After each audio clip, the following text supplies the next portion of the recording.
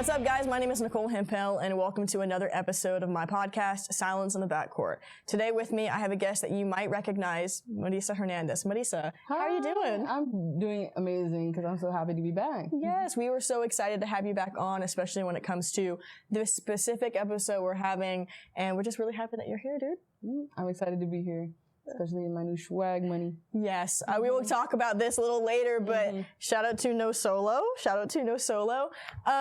But when we get straight into the episode, it's going to be another episode on women's representation and sports media. And the documentary we decided to watch this week was Athlete A on Netflix. Now, Athlete A was directed by Bonnie Cohen and John Schneck, and it's on Netflix. And let me tell you, this documentary, I've seen it four times now, and it has made me cry every single time. And I don't get emotional like that, especially when I watch stuff like on TV and stuff. I don't get emotional. Oh, I do. I'm a big baby. I'm an empath. It's okay. I'm consistently crying. I'm a Pisces too. Yeah. I don't know where we diverged. I don't know what happened. But Athlete A is incredible, incredibly well done. It centers around Olympic gymnast Maggie Nichols and her incredibly just brave and heartfelt story of her reporting sexual abuse to her coaches at USA Gymnastics, and it not going well is an understatement. There were so many people and institutions that failed this girl and hundreds of other girls before. And so we want to talk about this documentary and how women are viewed in media and the repercussions of the narratives that a lot of which we really don't have control over. So Athlete A, Mari, how did you feel about it? I felt so much empathy towards those girls. Honestly, it was so eye-opening, just coming from a realm of soccer to a realm of gymnastics where there's consistently adults around you, number one, touching you to ensure your safety, but also they basically control these girls' entire lives, you know? And so I'm not saying that like in other sports you don't get that, but for this particular sport, these girls are consistently around the same exact people, and a lot of them tend to be either emotional or physical abusers. So it was very, very heavy, and I cannot imagine ever going through anything that Maggie went through. But I can see how, trusting adults blindly can lead to different outcomes. I completely agree. And I can definitely understand in the documentary, right? We talk about that culture of fear. They talk about that culture of fear, and that's something that we've elaborated on in our previous episodes. And you spoke about mindlessly trusting adults or these coaches because they're trusted adults. You're taught from a very, very young age, hey, don't question your coach. They know more than you do. Don't talk back. Shut up and listen. Sit down, shut up and listen, right? And so when you're playing on that elite level, I mean, you're around the best of the best. Not only your teammates, but your coaching staff and your medical staff. Everybody's supposed to be at the top of their game. And these young women mindlessly trusted them, which that's what we're conditioned to do, is to trust our coaches, trust the staff. You think that they know what they're talking about and everything because they're at the top of the game. It's Olympic gymnastics. It is the best of the best, right? And for a lot of these individuals to have been abusing them, that culture of fear of the belittling, making them have eating disorders because of the hateful and harmful rhetoric they were using about women's bodies, just the culmination of all those things. Just that culture of fear, just being terrified to speak up, that is very, very real. Yeah, and not only that, but being so impressionable as a child to think that the cruelty that you are enduring is normal, is coaching, what it is. This is what everybody experiences, right? But if you look at any other realm of coaching or any other methodology of coaching, it's not. And there's multiple ways to coach, and cruelty should not be the default. Right. And I want to elaborate more on that culture of cruelty. Within the documentary, it takes us to this training camp that all of the Olympic gymnasts trained out, and it was in Hunt, Texas.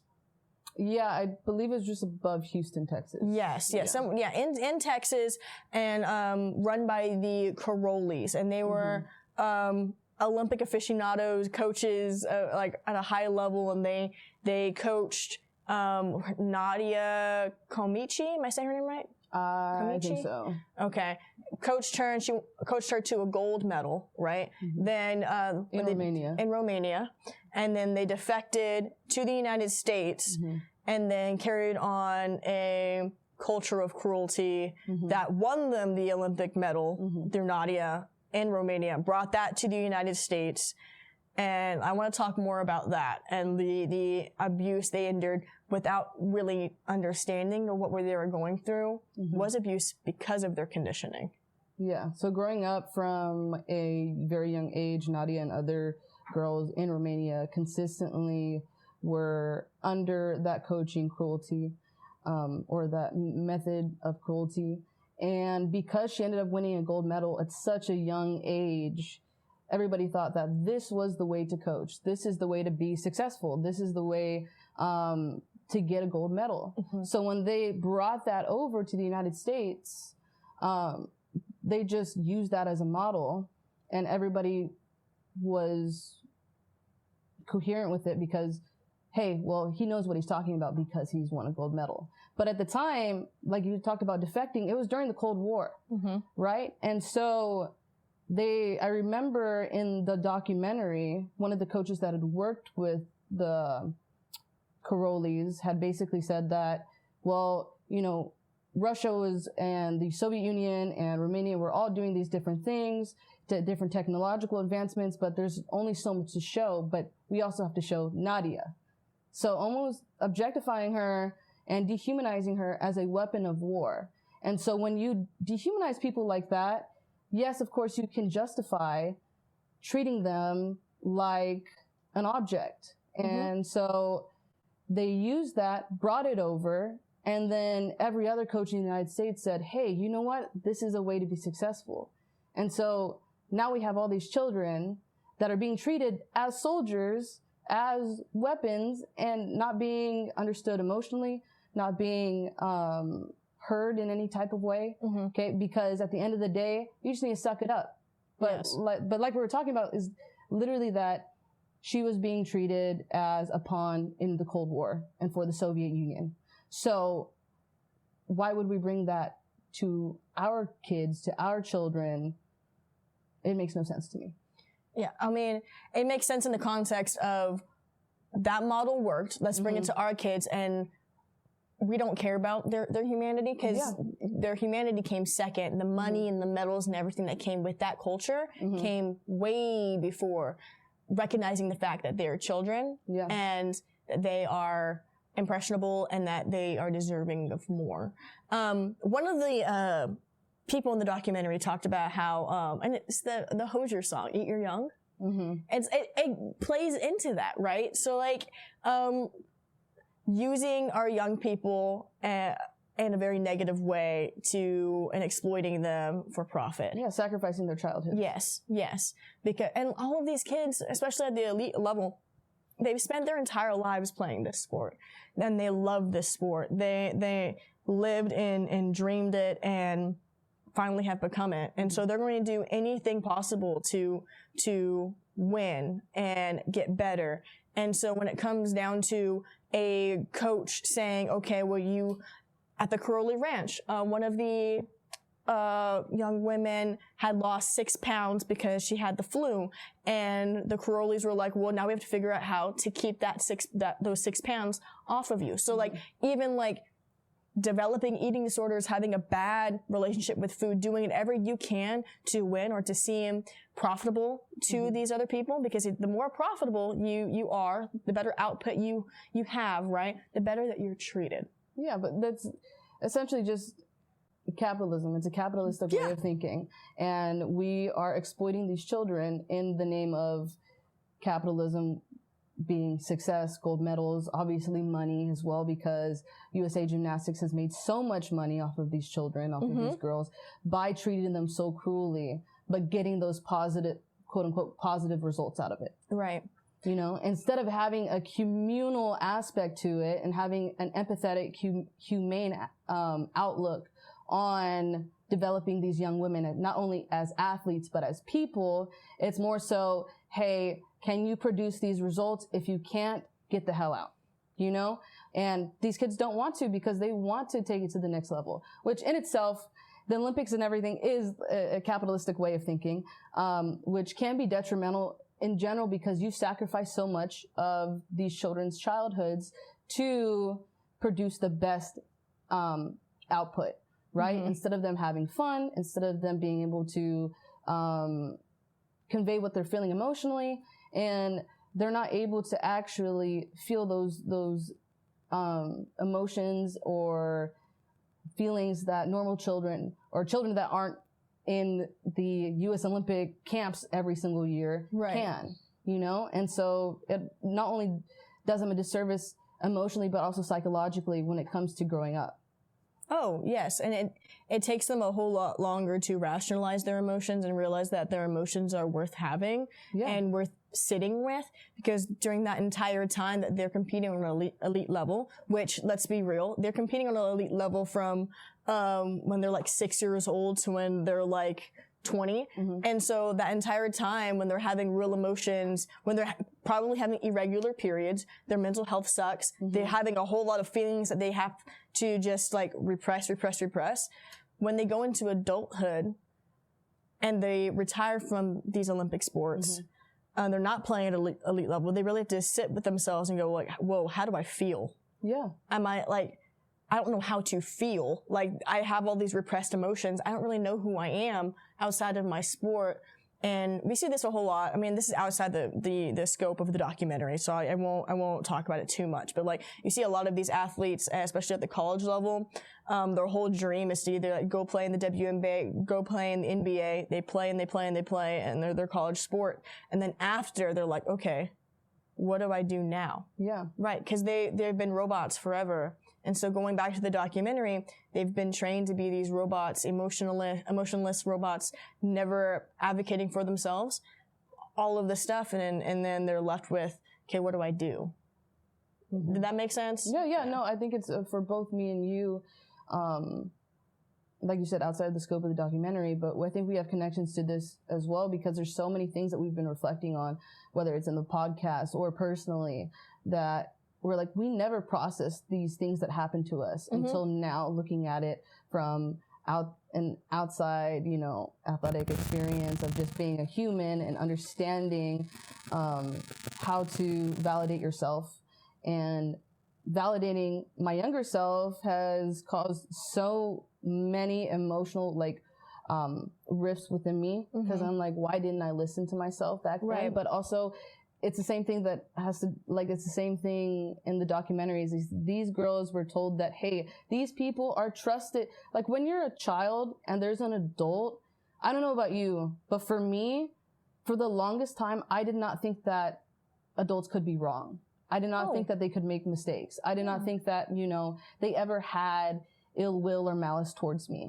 So when things would happen to me, and that hurt my feelings or something, I thought I internalized that and made it to where I am the problem. The reason that I feel this way is because I need to be better. I need to fix myself, or I need to be more submissive. You've made it to where it's my fault. They got mad at me because it's my fault. Whatever happened, it's my fault. It's all me. Yeah. I completely see that. And we see that with our coaches, right?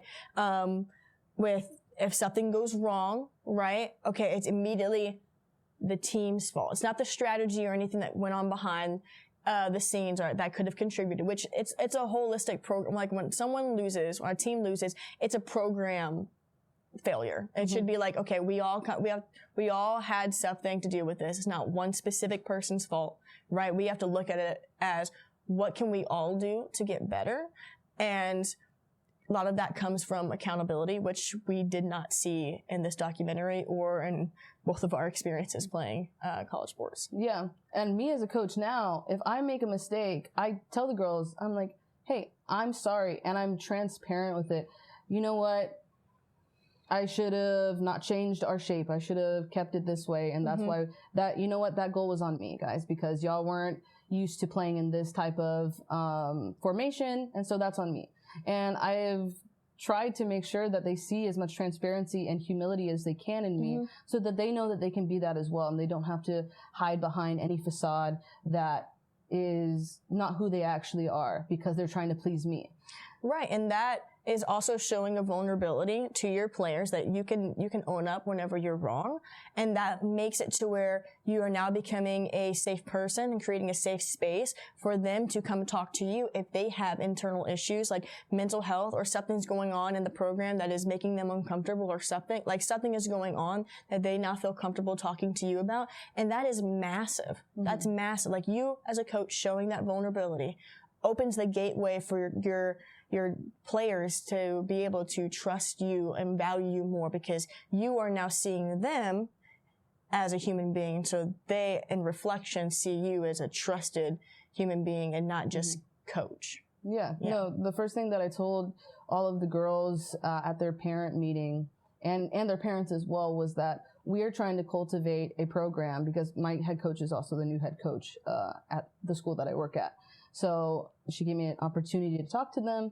And I said that we're trying to cultivate this program of women, young women who are not only going to develop as soccer players, but also as people. And that is the most paramount thing to me is that we ensure that we are helping them develop as a human being and as an emotionally empathetic person, as opposed to what both of us or all three of the coaches the other two coaches that I work with have not been accustomed to, which is that just cruelty, the dehumanization and the demeaning talk that our past coaches and bosses, whatever it may be, have done. Right. Right. And that's exactly what these Olympians experience is the humiliation, belittlement, and just like flat out dehumanizing aspects of the sport that shouldn't be in there. But like if it's happening at the elite level, of course it's happening at the lower levels. But all of that, of course, contributed to a very huge culture of fear, which made it a great hunting ground. I hate saying that word hunting ground, but for predator, which it was heavily talked about in the documentary. Now, shifting back towards the documentary, in Athlete A, the first, investigation that, I believe the news company was, the Indiana Star, right? Originally, it was about like 56 coaches that had been accused of sexual abuse within the program over the course of like decades, right? And then a very, very brave, courageous young woman, Rachel Dell Hollander, I think I'm saying her name right. I hope I am, called and said, hey, if they're covering up for these coaches, they're definitely covering up for their team doctor, who was Larry Nassar. And she's incredibly brave for coming up and speaking about it, but goes to show too, like that was in 2016 when Rachel Dell Hollander came forward with the allegation against Larry Nassar to both the authorities and the Indiana Star. But Maggie Nichols, she had reported the abuse in 2015. So we're going to get more into it. Obviously, there's a bunch of spoilers, but I just want to elaborate that so many people were failed in this documentary, and it all stems from poor leadership. And if they're covering up, like they're covering up for coaches. So if it happened to the coaches, there are different aspects, of course, that they're probably going to, because no one wants to look upon USA Gymnastics or any esteemed institution as poor or less American, or like, because Americans, of course, we're the winners at everything. We're the best country in the world, right? So if we look bad in this aspect, whoa, America's not good anymore. Like, whoa, it's a very nationalist way of thinking, and that is probably the major reason why the FBI also failed to not only investigate, but also prosecute any of these people because of that nationalistic way of thinking. Yes. Because if we can have, sexual and child predators within the USA Gymnastics team, then the U.S. isn't as good as it seems to be. They're holding up that Cold War, nationalistic values, but also, like I said, like those capitalistic values of we have to be the best no matter what, and we have to give these positive outputs statistically, as opposed to making sure that these children are okay. So that means cover up after cover up after cover up after cover up. And who are they all covering up? Men. Yeah. Men in the women's sphere of sports. What is this saying? It's not every man, but it's always a man. Is that the saying? Yeah. Yeah. Well, I think it's something like that. But something like that. Yeah. Not every man, sense. but it's a man, right? So I choose the bear. I always. Yeah. I will always choose the bear. So one of the things that really stuck with me in this documentary was Larry Nassar's reputation, right? And who he was, and why he was so revered, right? So he had a foundation where he helped autistic children, right? There was that.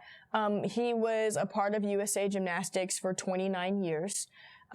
He had built up the trust. I mean, and for those of you that aren't in sports, I want to talk to y'all about how trusted athletic trainers are and your medical staff is. Your athletic trainers are like your pseudo therapists. Like I don't know how many times I went to my athletic trainer and shut the door in her office and just cried.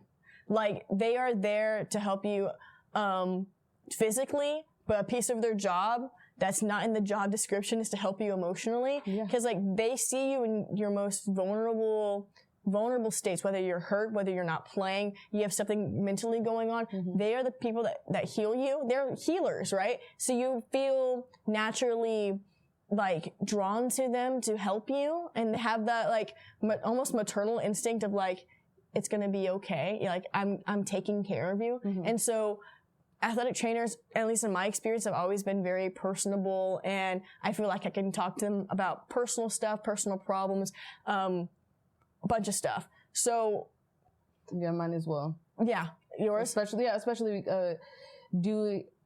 tearing my ACL, MCL, medial meniscus all at one time, and then having two athletic trainers that were amazing people that I saw twice a day, every single day for an entire year.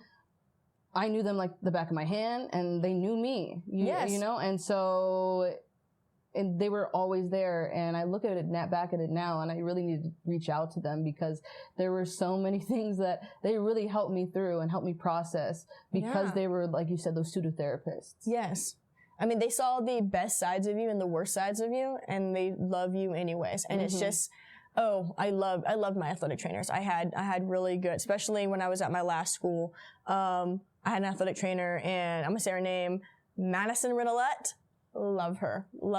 Incredible human being. And I'm so very thankful for her. Yeah. Shout out to Ronald Ting and Bailey Holland.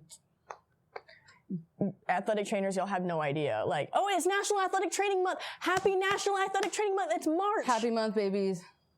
We love y'all so very much. We love you. And Women's History Month. Double. Yeah. All right, guys, I'm so excited to announce that our podcast, Silence in the Backcourt, has officially been sponsored by No Solo. No Solo stands for Nobody Goes Solo. And John and Sarah at No Solo, we are so very thankful for you guys for sponsoring us. We love y'all so very, very much. No Solo is offering us a really cool promo code. Please use promo code Backcourt on their website to get 20% off your purchase. Guys, thank you so much. And John and Sarah, we love you. I'll see y'all later.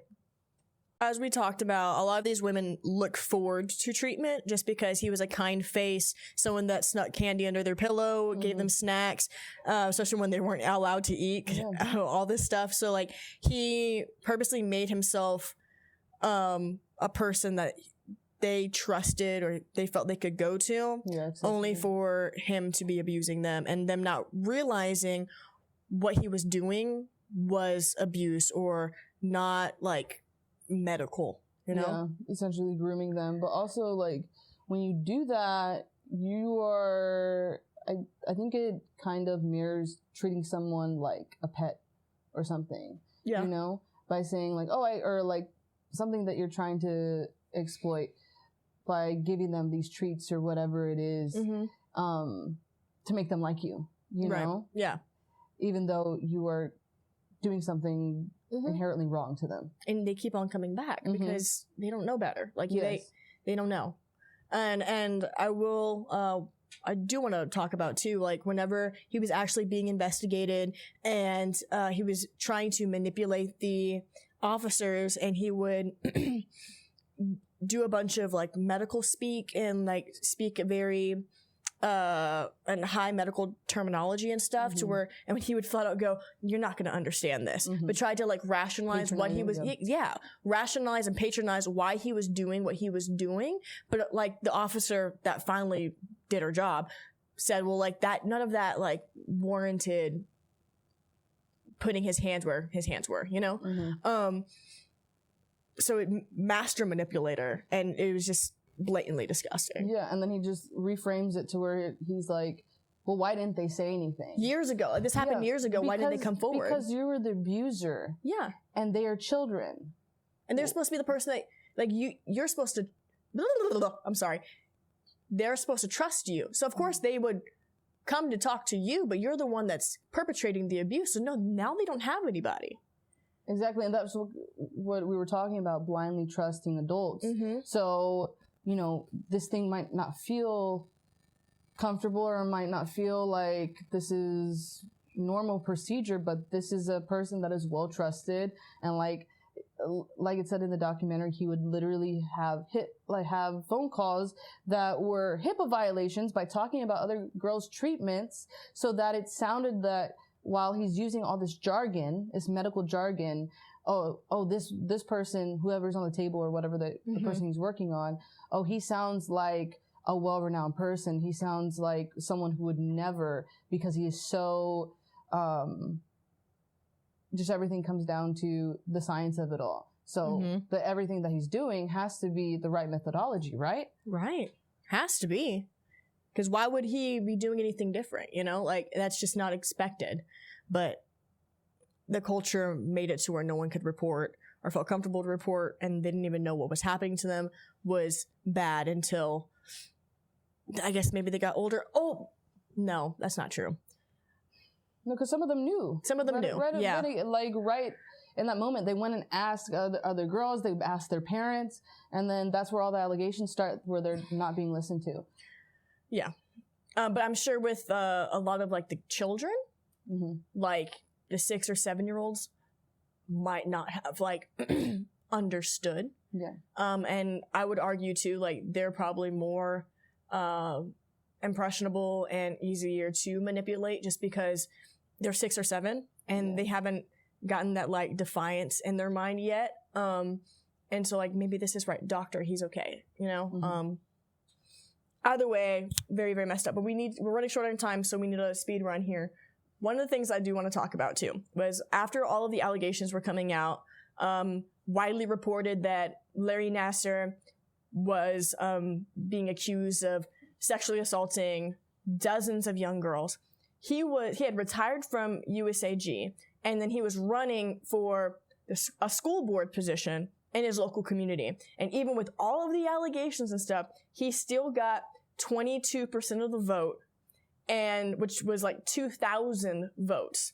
And a lot of people were calling the newspapers and saying, well, you're ruining this man's reputation. It's not true, all of this stuff. And we're worried more about tarnishing a man's reputation rather than worrying about the young women that he was assaulting. Yeah, that comes down to just a patriarchal society, Mm-hmm. you know, always believing the man no matter what. Like when it came to Rachel stepping out and then saying she brought in over 100 pieces of evidence. Yes. Because at the end of the day, one piece of evidence should have been enough.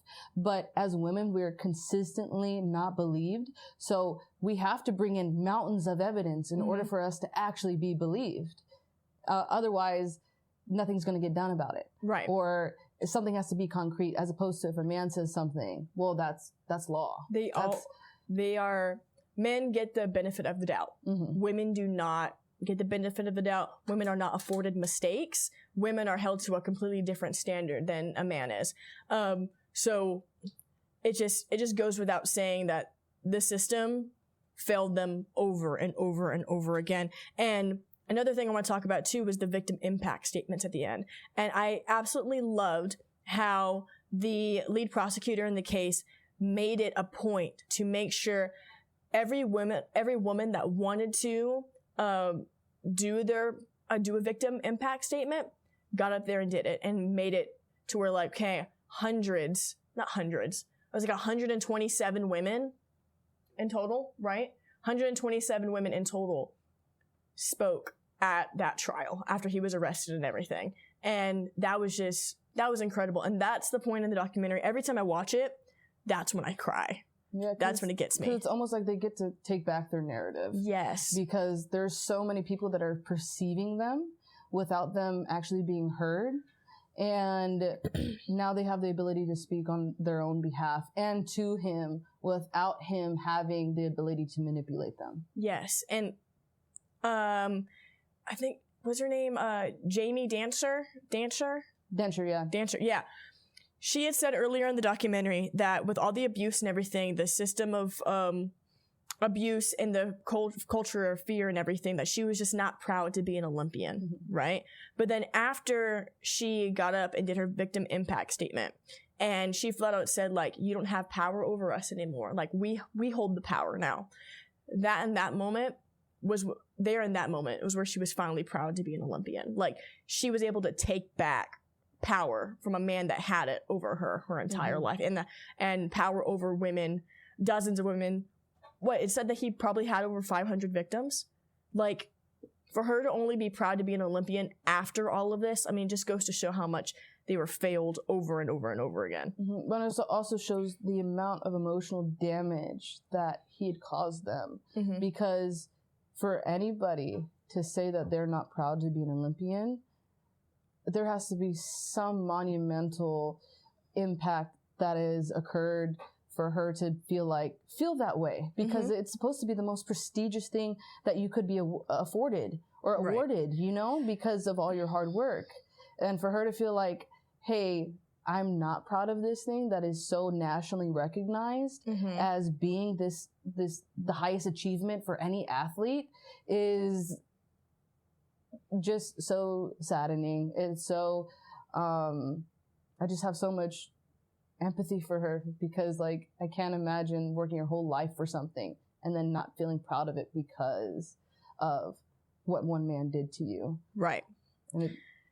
And another part in the documentary that I feel like is worth discussing, I believe it was one of the lawyers, and he spoke up and he said, no, you know, for this is a lot of these women's first sexual experiences, and that he took that from them. Like, that's devastating. Like, that definitely affects your psyche.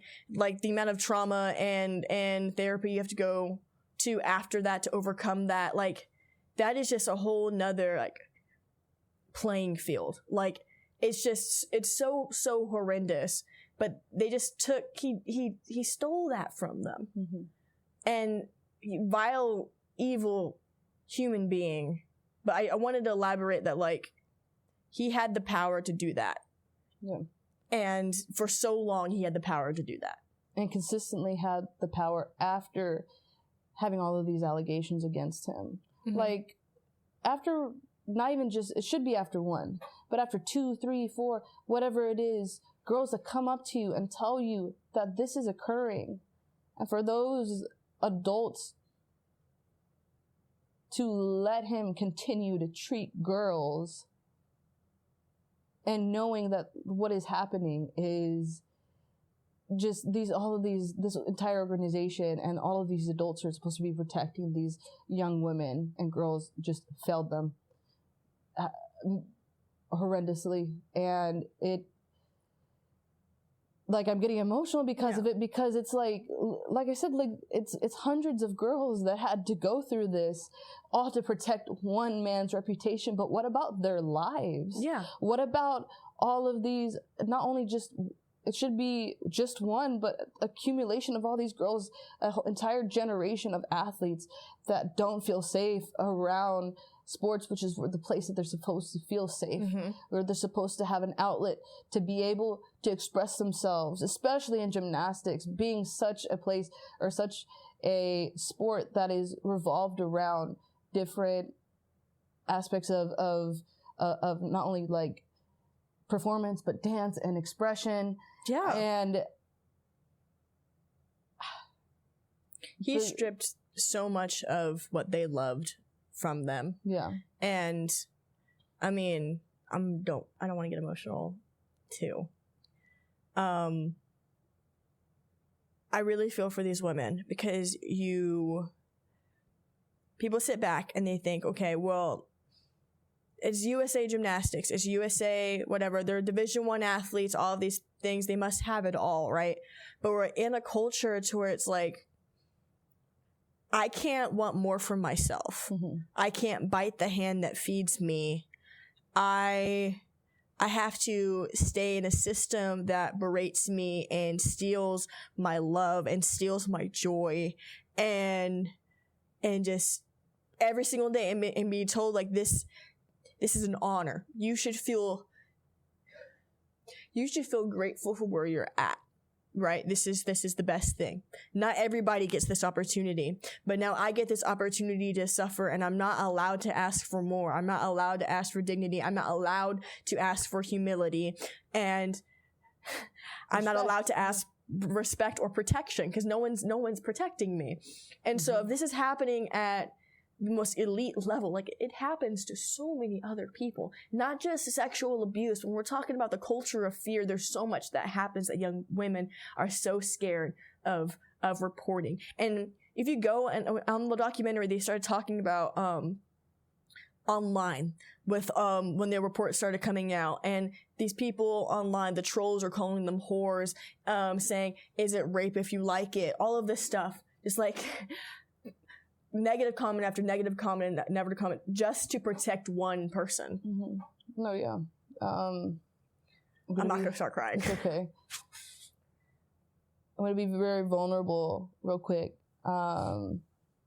When I was a freshman in high school, I had a goalkeeper trainer who I practiced with 6 days a week, who ended up going and turning himself in for showing explicit photos of him and his wife to a minor. And prior to that, I was his only prodigy. He had asked my parents if he could take me to Mexico for an entire summer so that I could train every single day. During that time, he had this discussion with me and my mom and said, because goalkeepers need to be so flexible, that there may be a chance that my hymen would break. And looking back at that now, the reason that I left was because I felt uncomfortable. But looking back at that now, that was him almost covering his ass for potentially what he could have done to me.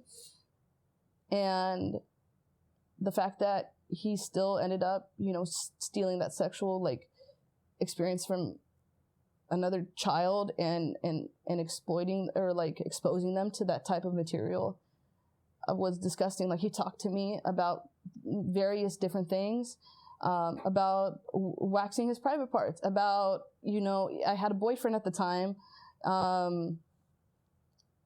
and he was also a goalkeeper who trained with us, and he would treat him differently and ugly when I was around, almost possessively. And I was really considering going with him to Mexico because he had coached one of the Mexican national team goalkeepers as well, and I wanted to be that. I wanted to do that. And he was like, I'll get you dual citizenship because my dad is was born in Mexico and all these types of things. And I look back at it now and there's so many things that he did and talked to me about that I have no doubt that he did with other girls, because he was in his 40s or 50s and he'd been coaching for forever. And even in it, obviously, like, nothing physically happened to me, but at the end of the day, like, there are so many girls that experience this, where men in women, like, revolved sports are just take advantage of that and of the vulnerability of children and of the innocence of children. Yeah. So. I love you, and I'm really sorry that happened. I love you. It's okay. I know we've had this conversation before in private, but thank you for sharing on this platform. I feel like by you sharing that, it inspires other women to come forward and it validates their experience, and they don't think it's their fault. Because like we talked about earlier, a lot of women just internalize it and make it their fault, and it's never their fault. I love you. Love you too. I'm sorry. Yeah. And Marcelo Gomez, fuck you. And leave that in there. Can we take a break? All right, y'all. As we're wrapping up, firstly, Mari, thank you so much for being on. We love you very much, and I love you all very much. Y'all are probably all of y'all are some of the most important people in my life, and I really appreciate every opportunity I have to be here, not only in the space to talk, but also just to be around y'all. So. Because y'all genuinely make me feel safe. And that's what any friendship, that's what any person that is in your life should have the capabilities of doing. I don't need to cry anymore. It is an honor to have you in my life, and I love you very, very much.